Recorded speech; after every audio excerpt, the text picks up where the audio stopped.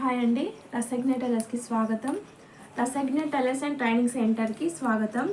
ఏంటంటే ఈరోజు మనకి మామూలుగా చిన్న పఫ్ ఉంటుంది కదా హ్యాండ్కి. ఇప్పుడు వచ్చే జనరేషన్లో ఎలా ఉందంటే చాలామంది పైన పఫ్ అడుగుతుంటారు. ఆ పఫ్ కుట్టమని చాలామంది అడుగుతున్నారు. అలాగే వీడియో సెండ్ చేయమని అడిగారు.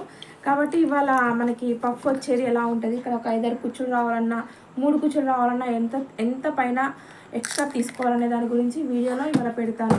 మామూలుగా ఇలా పఫ్ ఎలా రావాలనే దాని గురించి మనం ఫ్రంట్ పార్ట్ బ్యాక్ పార్ట్ తీసుకున్న తర్వాత మిగిలిన క్లాత్లో ఈ క్లాత్ని ఫస్ట్ 2 హ్యాండ్స్లో అంటే ఫోల్డ్ చేసుకోవాలి.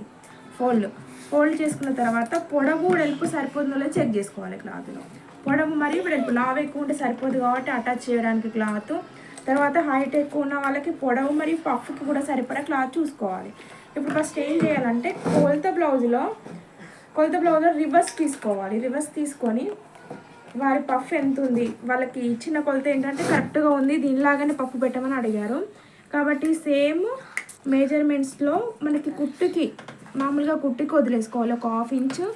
తర్వాత టోటల్ పొడవు పఫ్తో కలిపి టోటల్ పొడవు ఎలా అయినా ముడతలు రాకుండా నీట్గా సర్దుకొని క్లాత్ని తీసుకోవాలి. ఫస్ట్ కుట్టుది ఎక్స్ట్రాది కలుపుకోవాలి.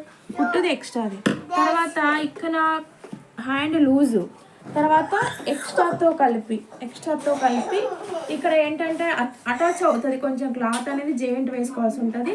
కాబట్టి మనకు కావాల్సినంత ఎంత ఉందో క్లాత్ అంత మార్క్ చేసుకోవాలి. తర్వాత మిడిల్ పాయింట్ డౌన్ ఇక్కడ నుండి మామూలుగా అయితే నార్మల్ హ్యాండ్స్ అయితే ఎలా వస్తాయో చూసుకొని మన పఫ్కి ఎంత 2 ఇంచెస్ ఎక్స్ట్రా తీసుకోవాలి. నార్మల్ పఫ్కి కొంచెం బాగా లేవకుండా కొంచెం పఫ్ రావాలన్నా 2 ఇంచెస్ ఎక్స్ట్రా తీసుకొని ఇక్కడ నుండి కవర్గా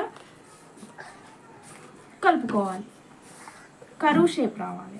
ఇక్కడ నుంచి ఇక్కడికి కరువు షేప్ ఇలా కలుపుకోవాలి. నార్మల్ హ్యాండ్కు పఫ్కి హ్యాండ్కి డిఫరెంట్ మీకు ఇలా ఈజీగా తెలిసిపోతుంది.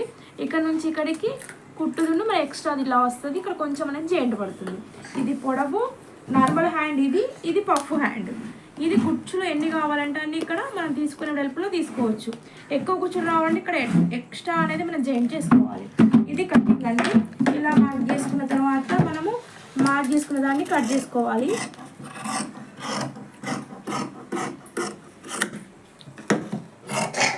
ఇక్కడ అటాచ్ చేసుకోవాల్సి ఉంటుంది. క్లాత్ని మనకు సరిపడా క్లాత్ని అటాచ్ చేసుకోవాలి.